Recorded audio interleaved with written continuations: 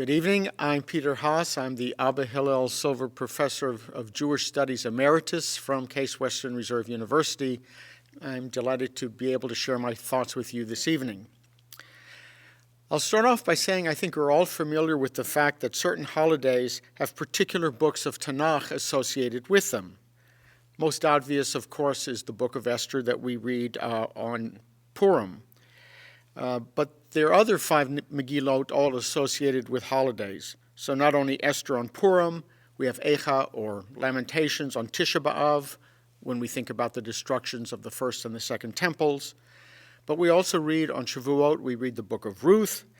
Song of Songs is associated with Pesach, and Kohelet or Ecclesiastes, as it's sometimes called, is associated with Sukkot.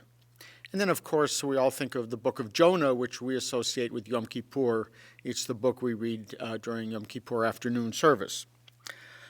Although not quite the same thing, it turns out that the book of Ezekiel, of the prophet Ezekiel, is strongly associated with Shavuot. For example, Ezekiel supplies very few Haftarot readings during most of the year, very few occasions. One here, one there occasionally. But around this time of year, it makes several appearances. It is the Haftarah for several Shabbatot before Pesach. Shabbat Parah, for example, or Shabbat Emor, and Shabbat HaChodesh, if that occurs in Pesach, and the Shabbat during Pesach in Kol HaMoed, and the first day of Shavuot. So there is suddenly, it seems, Ezekiel is everywhere. So we have to ask, what is it about Ezekiel, about the prophet Ezekiel and the book Ezekiel, that links him to this time in particular? Well, to answer that question, let me start off by talking a little bit about who Ezekiel was. He is identified as Ezekiel, the son of Buzi, born into a priestly or a Aaronite Cohen lineage. Actually, let me give you the actual words from the very beginning of the book of Ezekiel. The book starts off, "In the 30th year of the 5th day of the 4th month, when I was in the community of exiles by the Khyber Canal, the heavens opened and I saw visions of God. On the 5th day of the month, it was the 5th year of the exile of King Jehoiachin, the word of the Lord came to the priest Ezekiel, son of Buzi, by the Khyber Canal in the land of the Chaldeans, and the hand of the Lord came upon him there." So let me try to unpack these verses for just a second. As to date, he tells us the first divine encounter occurred in the 30th year. Now, this 30th year is given as 5 years after the exile of Judah's king Jehoiachin by Nebuchadnezzar. This occurred around the year 598, maybe 597. That would put the 30th year, that is 5 years later, at about 592 BCE. It is generally assumed that the 30th year here refers to the prophet's age.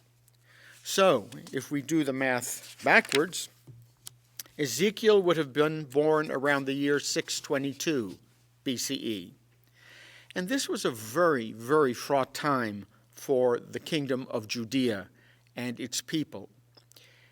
They were under Assyrian siege. They had already seen the north conquered and basically disappear, the kingdom of Israel.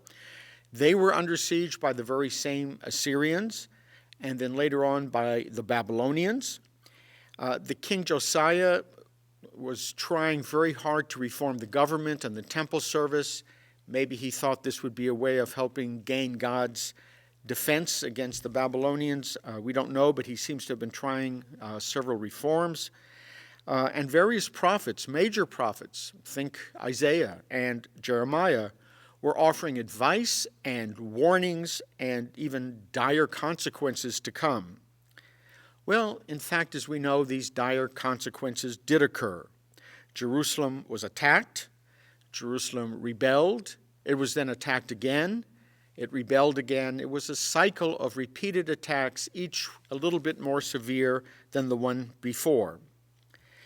The first of these actual exiles was the exile of King Jehoiachin by Nebuchadnezzar. It's the one we just mentioned above. It is likely that Ezekiel not only witnessed this, but that he himself was among the exiles or hostages taken back to Babylonia. He says he received his revelations by the Harbor Canal, which was in Babylonia. So he had at some point been taken there or settled there. 5 years after this is when he begins to have his visions. So we think that the last vision he had was from about 570 BC, so he was active for some 22 years, so from a roughly 592 to 570. The date of the opening vision also seems of significance in another way. Remember that this occurs in the 4th month, presumably Tammuz. Now with Pesach and Nisan, we commemorate the Exodus from Egypt. We count down the Omer, and we arrive 7 weeks later at Shavuot in the month of Sivan. In its agricultural aspect, this marks the end of the harvest and so the beginning of the summer drought. Without the harvest, the summer was going to look pretty grim indeed. In its rabbinic aspect, the holiday is about the revelation at Sinai. It is just now when Moses ascends the mountain for the first time and saw his vision. This meaning has been taken over, by the way, in the Christian tradition, in which this holiday is known as the 50, occurring as it does the 50th day after Pesach. And the Greek word for 50 is Pentecoste, hence Pentecost and Pentecostal. But anyway, to go back to our story, we know that Moses went up to the mountain at least one more time for 40 days. And this puts him in the 4th month, exactly when Ezekiel began to receive his visions. But what really distinguishes Ezekiel is the character of his visions. So I want to turn to that for a moment. Many of you are probably familiar with his famous vision in the 1st chapter. This is the vision of the storm coming from the north, its flashing fire, the vision of the 4-headed beasts, and then the vision of the divine throne. Herein lies, I would argue, the link with Shavuot. So I want to cite the description of his first vision here. Okay, here it goes, and I quote, "I looked, and lo, a storm wind was sweeping out of the north, a huge cloud and flashing fire, surrounded by a radiance, and in the center of it, in the center of the fire, a gleam as if of amber. In the center of it were also the figures of 4 creatures, and this was their appearances. They had the figures of human beings. However, each had 4 faces, and each of them had 4 wings. The legs of each were fused into a single rigid leg, and the feet of each were like a single calf's hoof, and their sparkle was like the luster of burnished bronze. They had human hands below their wings. The 4 of them had their faces and their wings on their 4 sides. Each one's wing touched those of the other." Well, you get the picture. The description goes on for, I have to tell you, another 20 verses or so. I will come back to this, to the ending of the vision in just a minute. But I want to pause here for a second to consider what we have just heard, what has just been told to us in the text. Remember that when Moses approached, there was thunder and lightning. Here's the description, very brief, in Exodus 19:16. "When morning came, on the 3rd day, there was thunder and lightning, and a heavy cloud over the mountain, and the very loud sound of a ram's horn, and all the people in the camps trembled." End of quote. This was at the time of Moses' original ascent. The sequence of events in Exodus is complicated, but there seems to have been a second ascent that lasted 40 days, as I mentioned earlier, and that's when the 2 tablets were actually given. This would have been, as I said, in the 4th month, so the time of Ezekiel's vision as well. And let me point out that this Exodus account is very short. The people hear thunder, they see lightning, but Ezekiel goes further. We might say, he fills in Moses' revelation by seeing the thunder and hearing the lightning. So this is the Mosaic Revelation spelled out, almost in detail. What a better time to do this than the holiday of Shavuot. But there's more. Let me share with you the ending of Ezekiel chapter 1.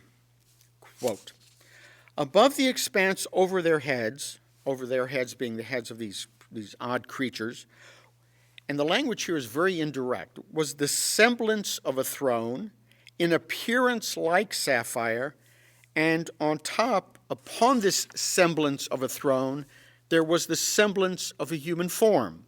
From what appeared as his loins up, I saw a gleam as of amber, what looked like a fire encased in a frame. And what appeared as his loins down, I saw what looked like fire. There was a radiance all about him, like the appearance of the bow which shines in the clouds on a day of rain.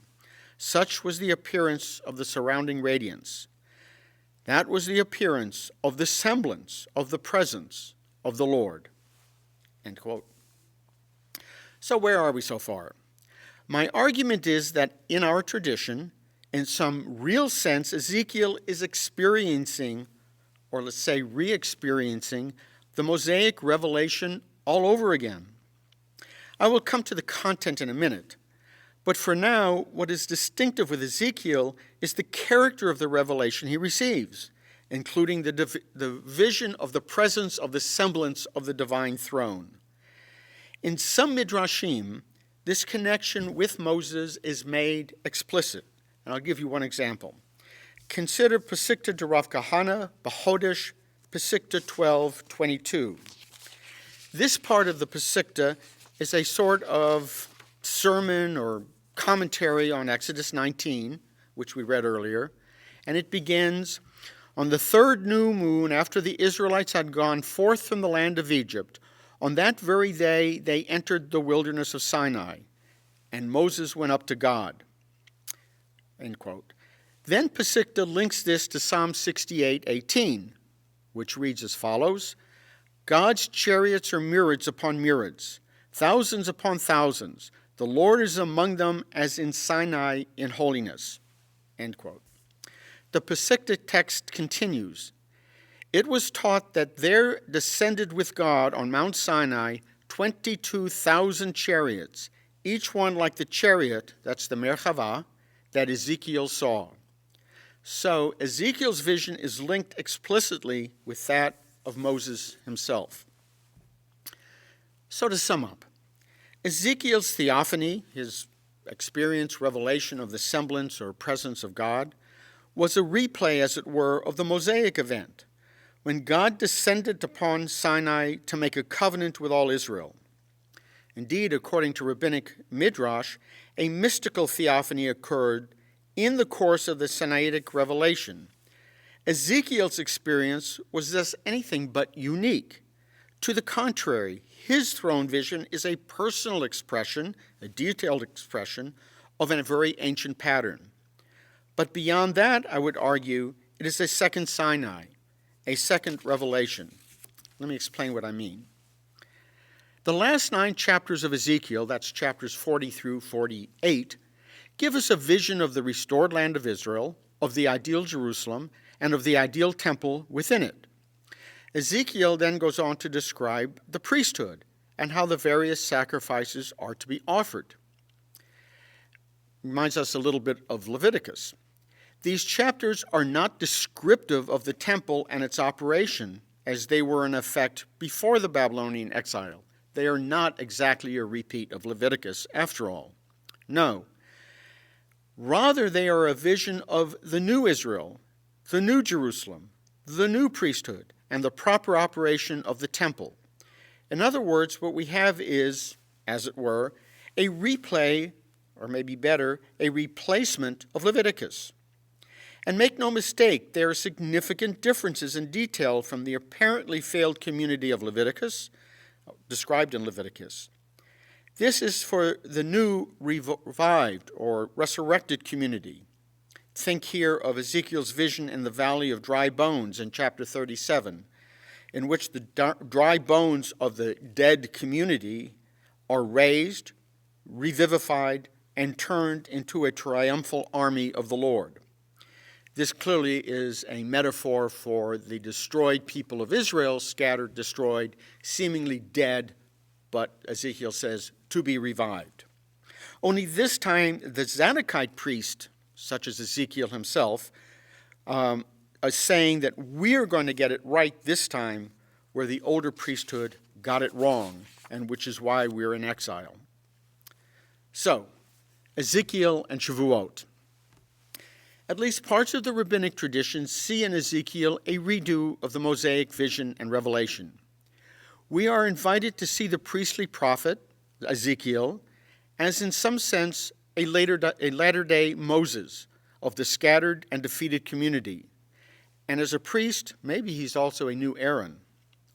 We are invited on this holiday, as we read Ezekiel, to think of the possibility that after catastrophe, there is renewal. There is a resurrection, a new community, a new beginning, a new covenant with God, or renewal of the covenant of God given in the revelation at Sinai as repeated. We have in Ezekiel the vision of a reconstitution of the Israelite people, a new beginning, maybe a new Sinai, if you will.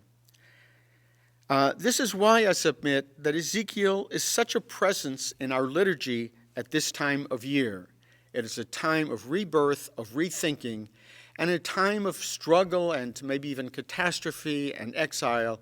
It's a time to remember that Sinai can happen again and our community can continue to live and thrive and worship. I think this is part of the message also of Shavuot. So I thank you. I wish you a Chag Sameach.